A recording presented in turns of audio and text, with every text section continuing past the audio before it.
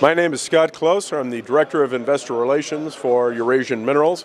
My background is in geology. I've spent a lot of time working in the mining industry. I've also worked in the business sector, in business development and owning a number of businesses. I've been a very avid investor since I've been 15 years old, so I understand a lot of aspects of the business inside and out. We have a tremendous amount of depth to our management team, starting with the President and CEO, David Cole. He's a former exploration geologist for Newmont Mining. He served 18 years in that corporation, the second largest gold producer in the world.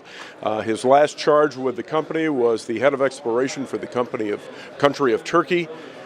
David is a pretty extraordinary talent in that he's a very astute geology coupled with being a very shrewd businessman, something that does not commonly occur together. Our executive chairman of the board and a very active chairman of the board is Dr. Steve Enders, a former senior vice president of worldwide exploration for Newmont.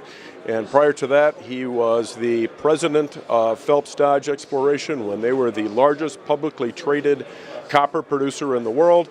That's coupled with our exploration team and business unit managers around the world that have a very highly educated gentleman with a strong track record of discovery on multiple continents. We currently have 4 discoveries going around the world, and we look to add to that. As a prospect generator, we differ from conventional exploration companies in that we don't typically spend much of our money to drill our own properties. What we do is we go out and seek the basic exploration property, whether we buy that through auction or through staking, so we have a very low cost associated with the property acquisition, and then we perform just basic exploration techniques on that property to hopefully uncover enough mineralization to entice a larger company to come in and then spend their money on our project.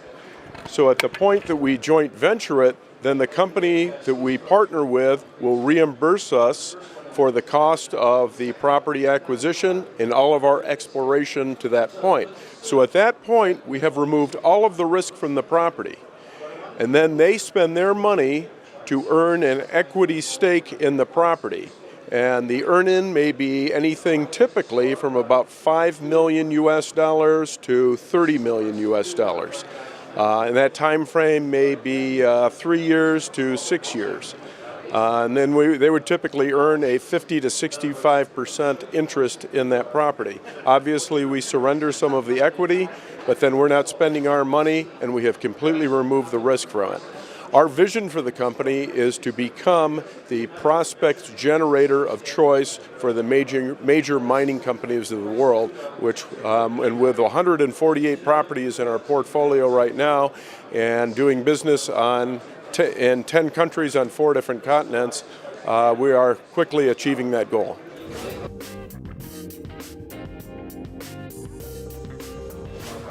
In terms of takeover potential, I think there's a strong takeover potential here.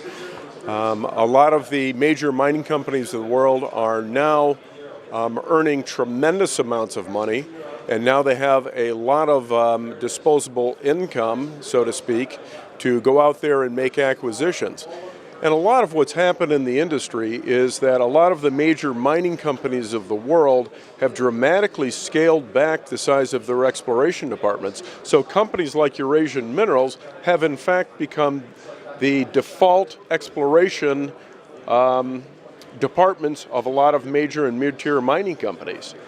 So when a company such as ours makes a major discovery, then a larger entity will commonly come in and take those out. And now that a lot of these companies are very flush with cash, that certainly increases the probability of something like that taking place.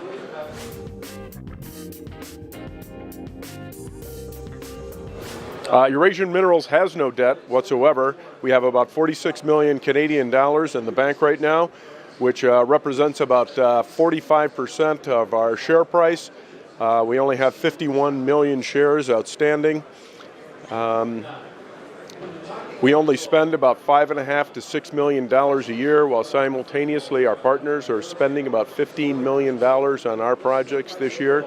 In terms of holdings for our company, about 8% of our outstanding shares are held by members of the company, whether they're directors or other employees.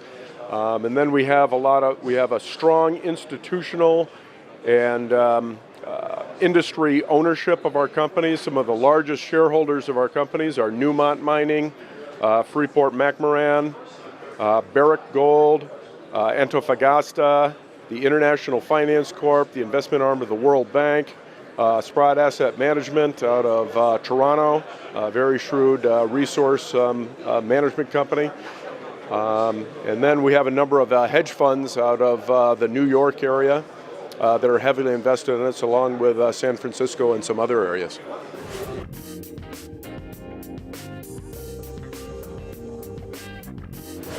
Institutional support for the company is very strong. We have a large number of fund managers and hedge funds that have substantial assets invested in the company.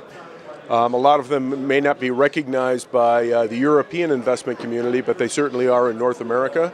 We also have a lot of major industry players invested in us, like Newmont Mining, Lundin Mining out of Stockholm, Antofagasta out of Chile, the investment arm of the World Bank, the International Finance Corporation, and so on.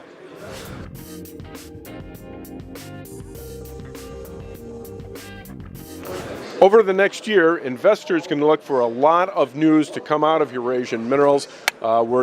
We are in the process of drilling, or will be drilling, a number of our projects around the world.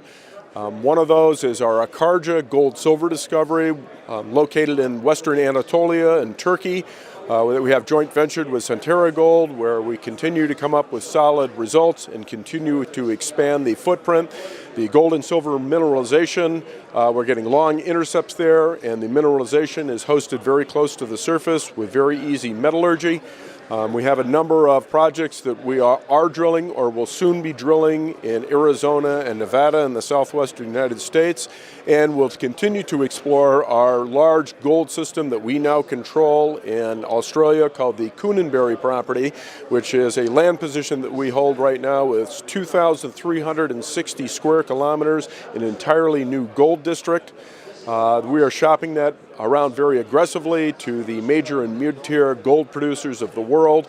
The style of mineralization, the grade of the gold, and the geologic setting that hosts this is remarkably similar to the Victorian gold fields in Victoria that have produced in excess of 80 million ounces of gold. So we're very hopeful for this project.